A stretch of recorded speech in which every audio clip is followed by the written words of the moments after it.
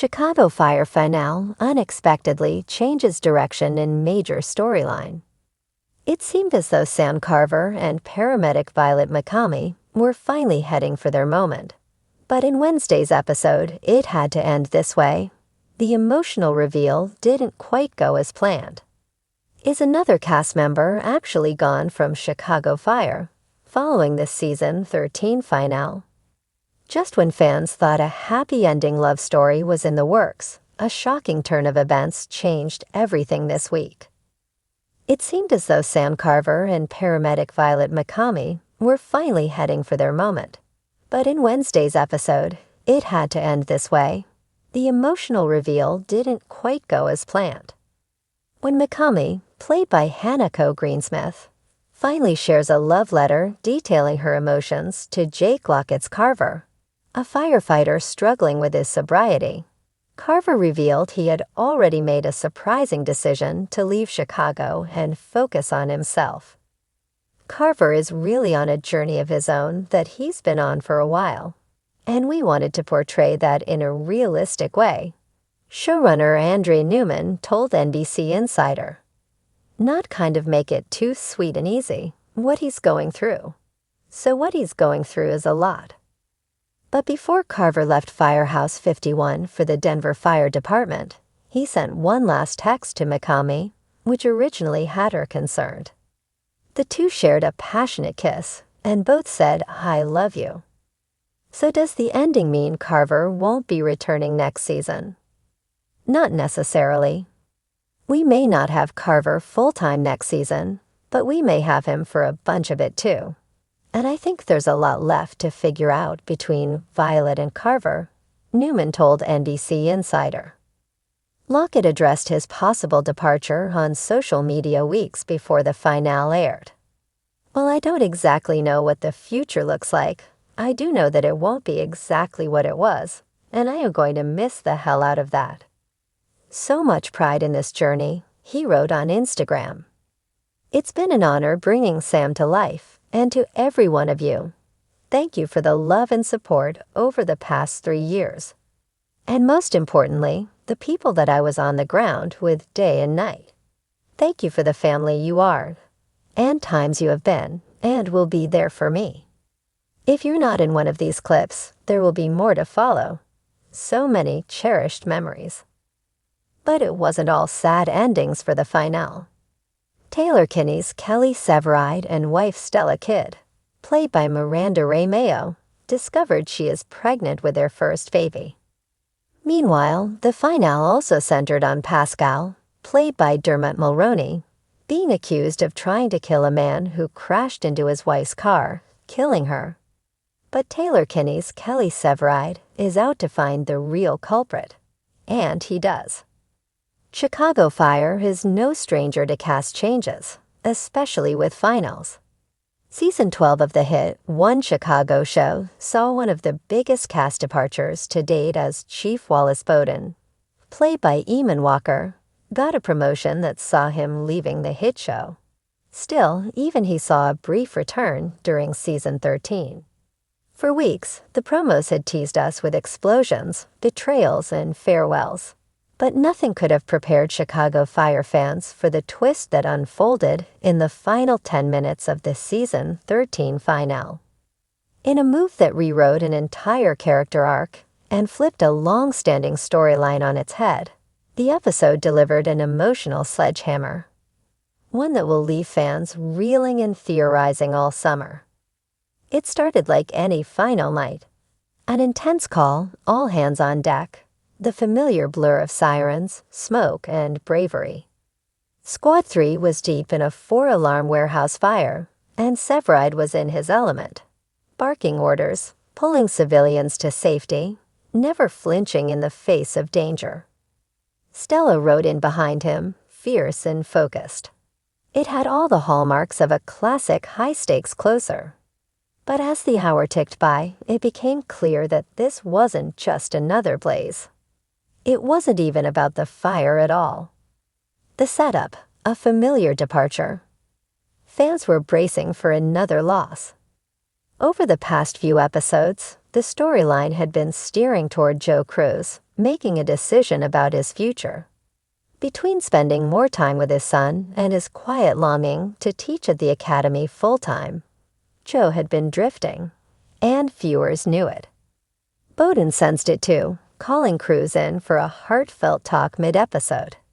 "You've done more than your share of running into burning buildings," Bowden had said. "Maybe it's time to lead from a different front."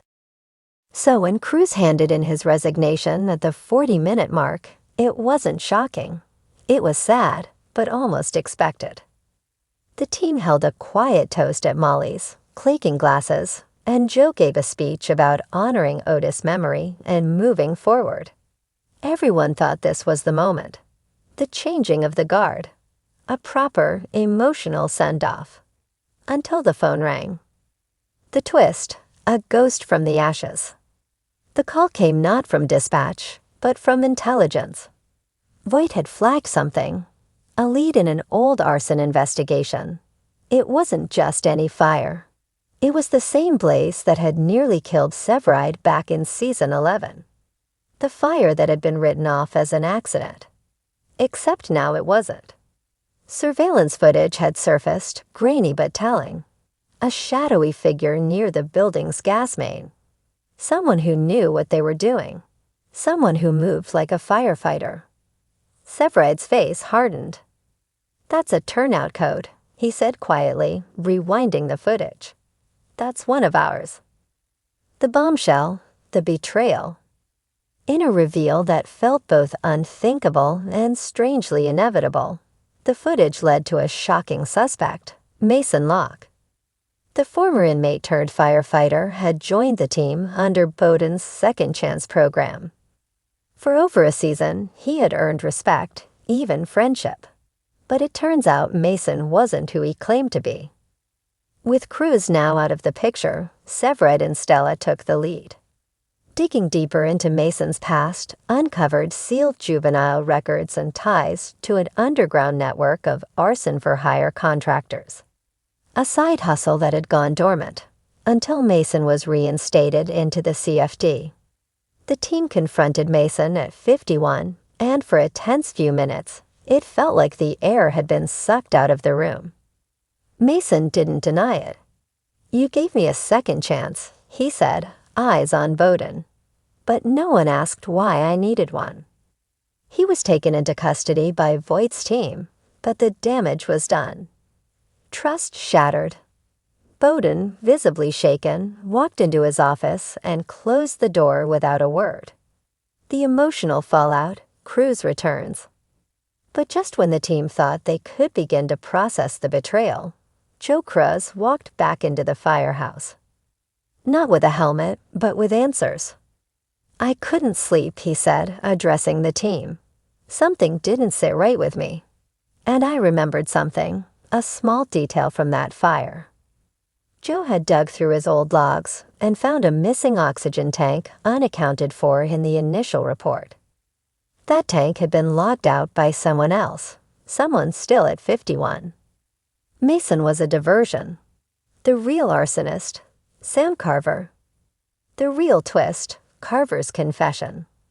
The episode's final moments saw Carver cornered in the apparatus bay by Severide, Stella, and Cruz.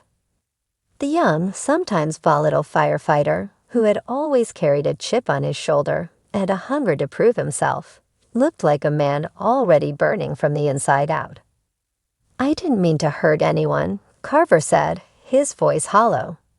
"It was supposed to scare a guy, a landlord. Someone who did something awful to my sister. I didn't think the fire would get that big." It had started as revenge, a way to settle the score off the books. But it spiraled.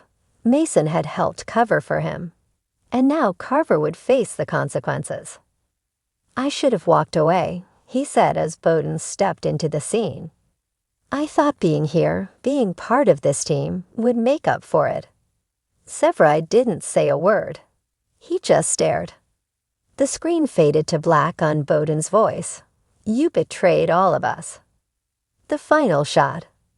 In the final seconds, we saw the empty turnout lockers of both Mason and Carver. And then the camera turned to Joe Cruz, back in uniform, helmet under his arm. He looked over at Severide and gave a small, weary nod. Looks like he's not going anywhere after all. Closing thoughts. The finale didn't just shock, it reset the game board. What began as a potential farewell to a beloved character morphed into a hidden betrayal storyline that reached back multiple seasons. With Cruz unexpectedly reclaiming his place, Carver and Mason gone, and Bowden shaken to his core, Firehouse 51 stands on the edge of something new, and maybe darker. Fans are already calling it one of the most audacious finals in Chicago Fire history. And one thing's certain, Season 14 is going to be explosive.